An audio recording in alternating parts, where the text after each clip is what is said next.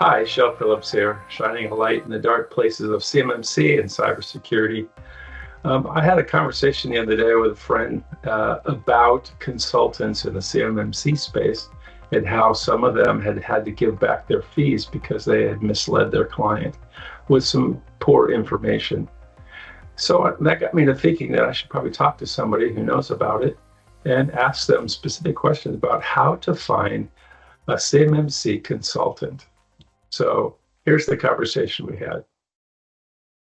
Welcome back. Shel Phillips here, shining a light in the dark corners of CMMC.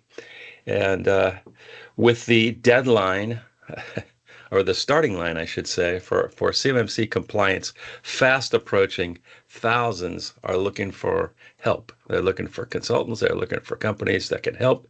And today I've invited my friend, my dear friend, CMMC assessor, trainer, and consultant, Brian Hubbard, who's the president of MSP Cyber X and other things, to join me and talk about this, how to pick a consultant. There's many out there. Many have claimed to know what they're doing and have had to refund their fees because of mistakes they've made.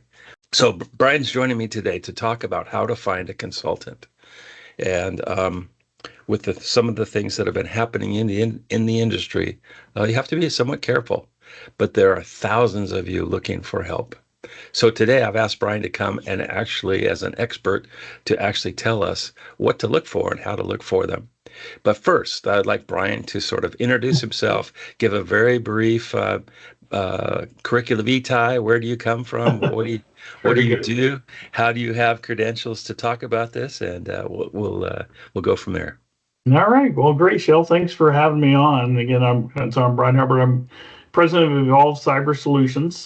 That's my for-profit company. And then I also am president of a not-for-profit, MSP Cybersecurity Exchange Corp, which is abbreviated MSP CyberX.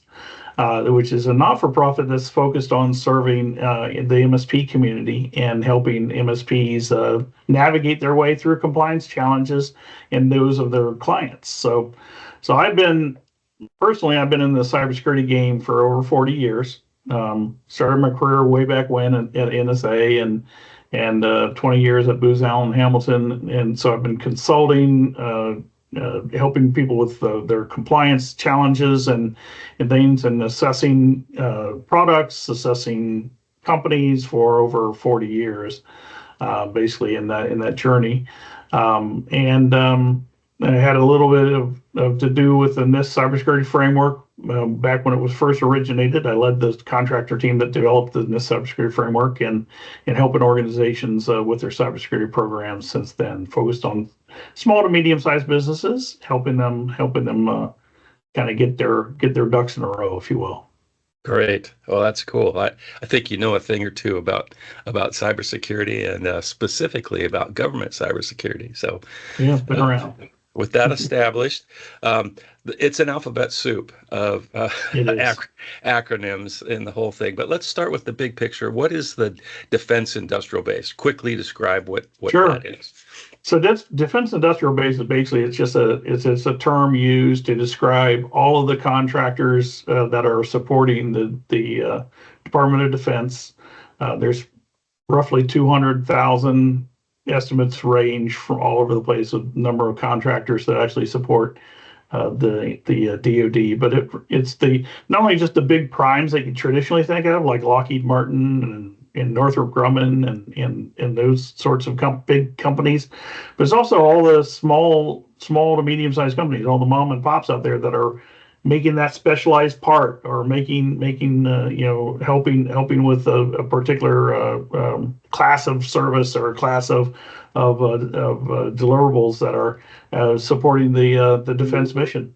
So that's great. Yeah. Another acronym, DIBCAC, DIBCAC. What does that stand for? And what role does it? You're going to test me on all my acronym knowledge now. So this is the Defense Industrial Base. That's the DIB. And the CAC is Certification I'm sorry, Cybersecurity Assessment Center. Center. Oh my Okay. goodness. Whew. What role does the DIBCAC play? So the DIBCAC. So well, because I have to backtrack a little bit. There's a longer story, right? So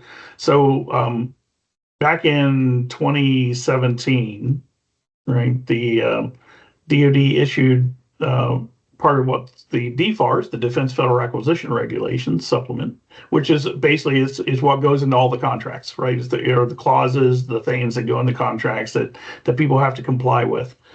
Back in it goes back before that, but they came out with a final rule in the 2016 timeframe that said, hey, all defense industrial base companies have to be compliant with NIST 800-171. Which is the a set of requirements, basically security requirements that have to be met. They have to be compliant with that by December of 2017.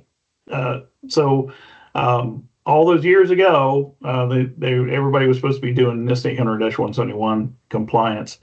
Well, the DoD didn't have an entity that could actually go out and assess folks. So under the Defense Contract Management Agency, they said we need to understand whether or not companies are actually complying with this.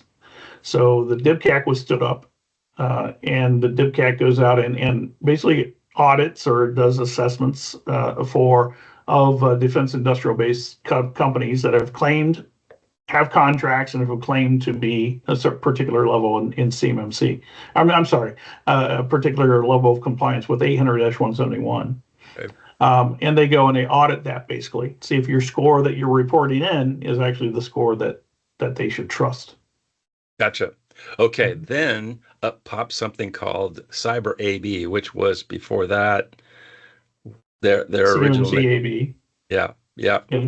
What is Cyber AB? Okay, so that's the Cyber AB stands for it's the cyber accreditation body.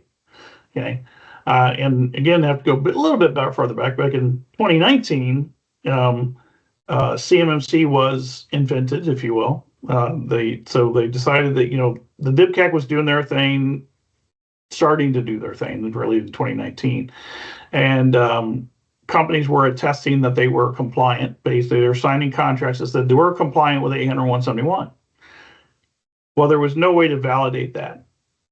So the DoD said, well, we don't have the wherewithal in-house. We don't have the funding, the staffing, that sort of thing in order to do this all ourselves. The DIBCAC can't go on and assess 200,000 companies, right? So the DoD decided they needed the CMMC program to go out and actually certify or validate claims that were being made by contractors against 800-171.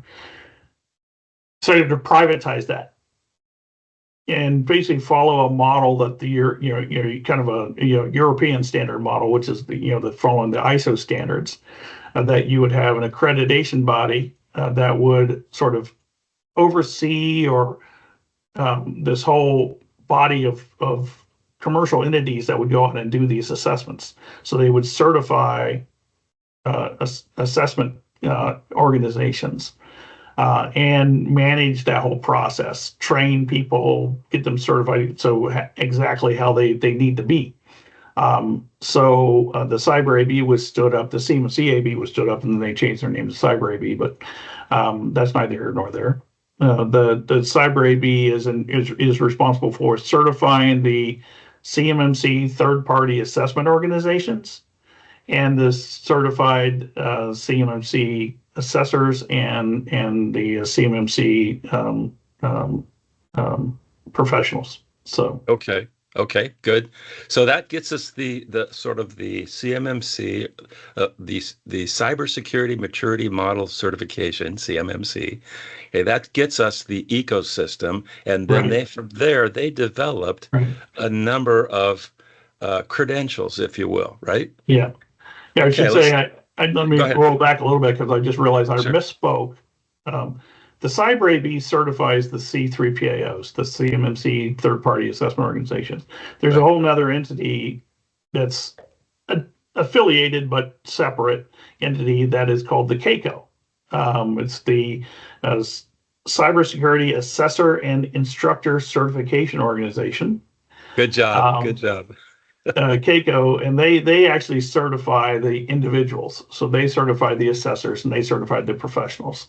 Okay. So that I want to make sure that that's clear. There is a Right. separation, and it's important because of the accreditation body rules and what an accreditation body can and can't do under the ISO rules. So Right. Good.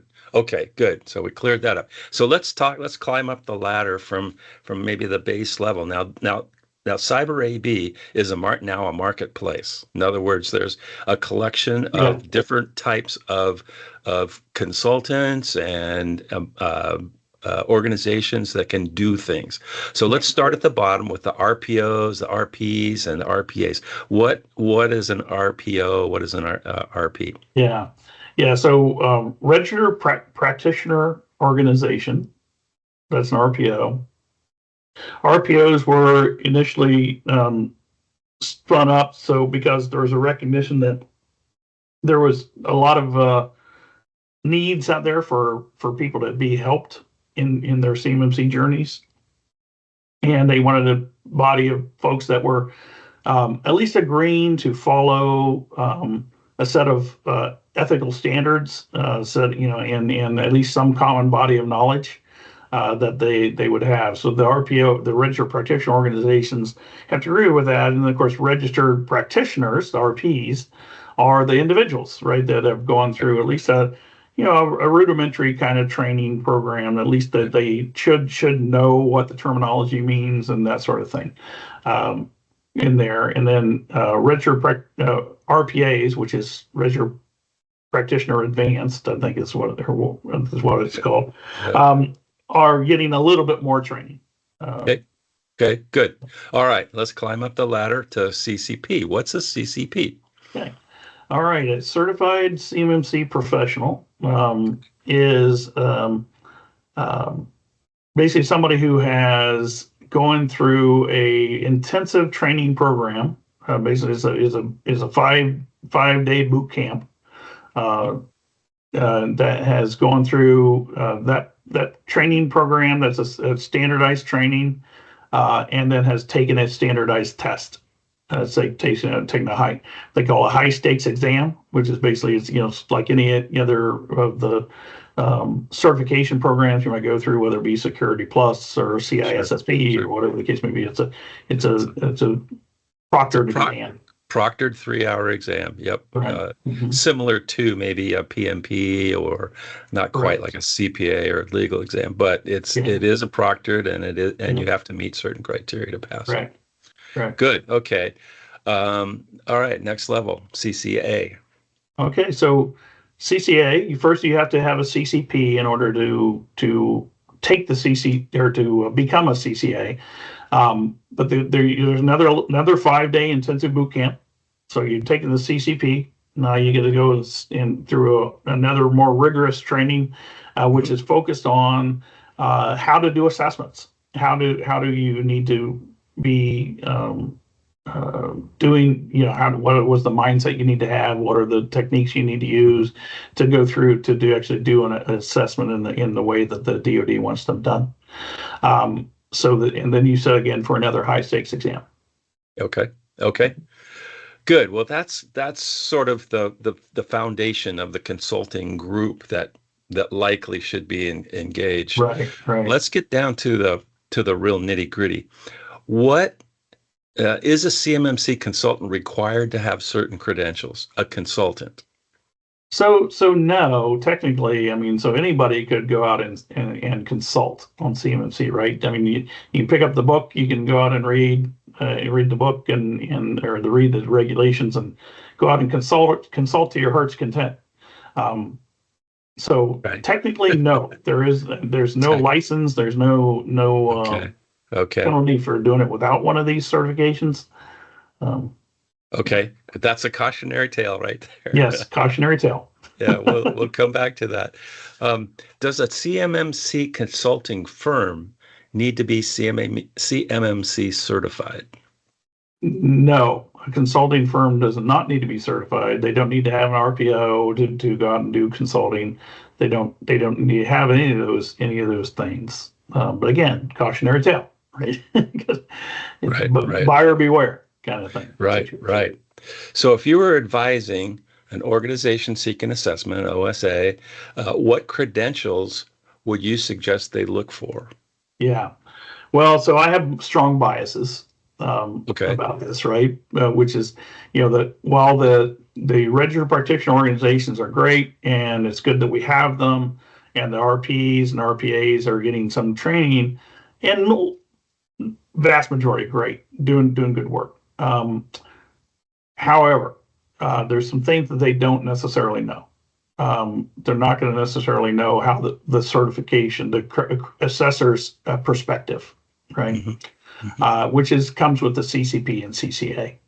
So my best advice is that when organizations are looking for somebody, it's fine. Go through the list of of RPOs and find an organization in there, or better yet, in my opinion, is you can find a C3PO to help you consult. They can consult as well. But RPOs or C3POs. But then when you're talking to those organizations, I would say the credentials you want their consultants to have are either the CCP or CCA. That you want the assessor's perspective when you're getting this help. Because I know personally, I've gone into several organizations that have had help from consultants. Either maybe they were RPOs, maybe they weren't, but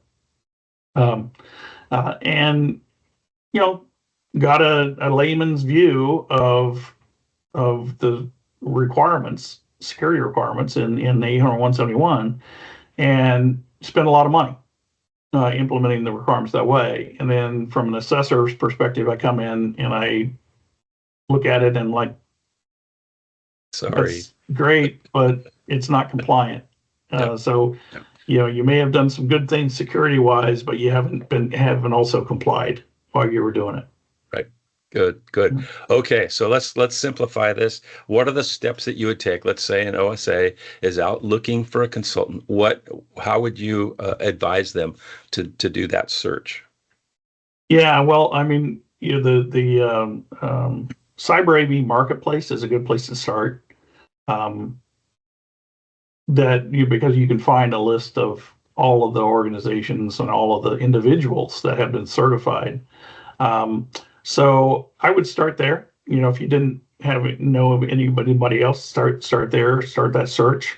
And I would ensure, as you're kind of interviewing the companies, that the people that are going to be consulting with you have at least, again, gone through the CCP or CCA process. Good. And it doesn't hurt to talk to other organizations that have gotten consulting. And do you happen to know an organization that actually has cybersecurity specialists that you might recommend? I know a lot of them, Shel. Yeah. Well, you happen to be affiliated with one. Would you like to talk briefly about MSP Cyber X? Yeah, sure. MSP Cyber X, again, the idea is to bring MSPs and MSSPs into a community where they can talk amongst themselves, right? People that are on the journey and going through the journey, work together to kind of raise all boats up. And we have cybersecurity professionals in there. And again, we're a not-for-profit, so we're doing this based on membership fees and things like that, and providing these programs for MSPs and MSSPs.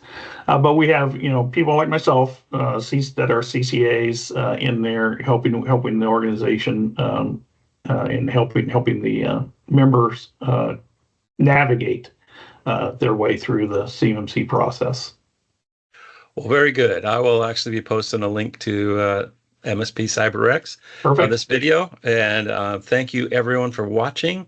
Hopefully you now have an approach to finding a consultant. Brian, thank you for your time. Well, interesting conversation with Brian. I hope it gives you some ideas of how to shop for a CMMC consultant. Do be careful. There are those who, as we noted in the conversation, don't have the kind of qualifications that would really give you the best service. And so ask some questions, ask about certifications, ask about experience, talk pricing for sure. But do look for your consultant with caution and find the one that you want. Hope this has been helpful. Look forward to talking to you again real soon. Thanks for watching, and I'll see you soon.